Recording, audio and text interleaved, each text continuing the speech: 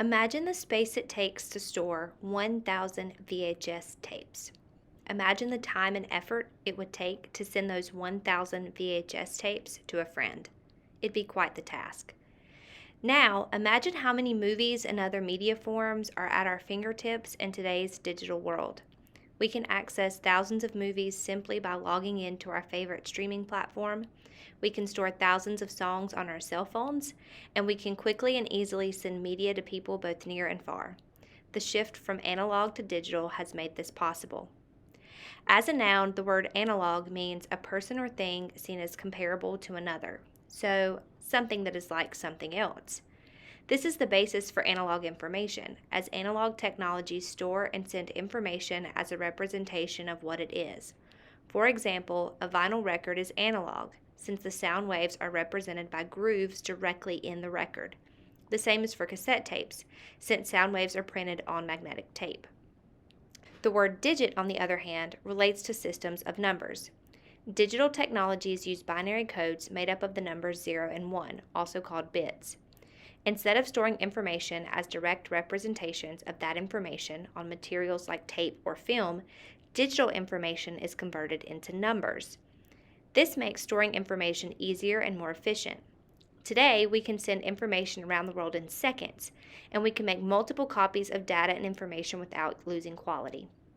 In contrast, a vinyl record will wear down over time, and a copied cassette tape will have less quality than the original. The history of digital technologies can be traced as far back as 1814, when Charles Babbage created the analytical engine to complete mathematical tasks. Later, Ada Lovelace, who is often referred to as the first programmer, posited that Babbage's analytical engine might be used for things other than numbers.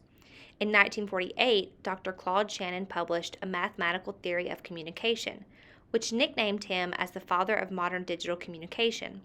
And in the 1950s, the invention of the microchip and the semiconductor transistor helped to move analog systems to digital. Over the next several decades, innovators like Philip Don Estridge of IBM, Tim Berners-Lee, who created the World Wide Web, Bill Gates of Microsoft, James Gosling, who invented the Java programming language, Steve Jobs of Apple, and Mark Zuckerberg of Facebook, have ushered in a revolution in home computers, cell phones and cell phone networks, video game technologies, the World Wide Web, digital TV broadcasts, and social media. Today, many industries depend on the computer power and storage afforded by digital technologies. A 2022 study by Neil Thompson, an MIT research scientist, showed that between 49 and 94% of improvements in several industries could be attributed to computing power. In oil exploration, for example, supercomputers are used to interpret seismic data and map subsurface geology, which allow them to drill in correct locations and difficult locations.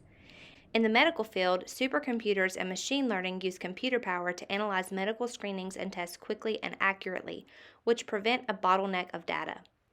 Even in the field of music, growth in computing power and storage have changed the way audiences listen to and experience music. American composer and music theorist Jonathan D. Kramer noted that audio engineers are almost as highly trained as concert performers, and these engineers reinforce acoustics, splice together notes to perfect recorded performances, and ultimately create music that was never live. In this way, the shift from analog to digital and the computing power that goes along with that has changed perceptions of what music is and how music is created, dispersed, and consumed. Some researchers claim that Moore's Law, which says that the number of transistors on a microchip will double every year, is slowing down due to limits on standard silicon technology. However, strategies to prevent this decline are in play, such as the development of specialized computing chips.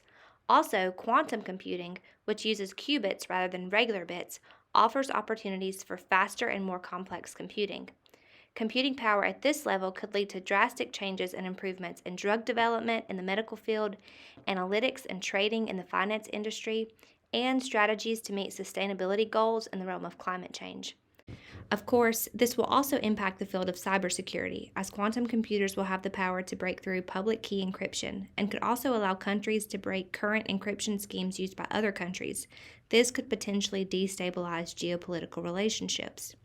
And while digital information allows us to see the world from our living rooms, it does lead to questions about the value of really being there. In this way, some might argue that digital information diminishes real life experience. And companies and media entities who control digital systems and networks can be said to have ultimate control when it comes to creating and sharing information. For this reason, some might feel that the shift from analog to digital can be said to have both broadened our perspectives but also potentially limited them.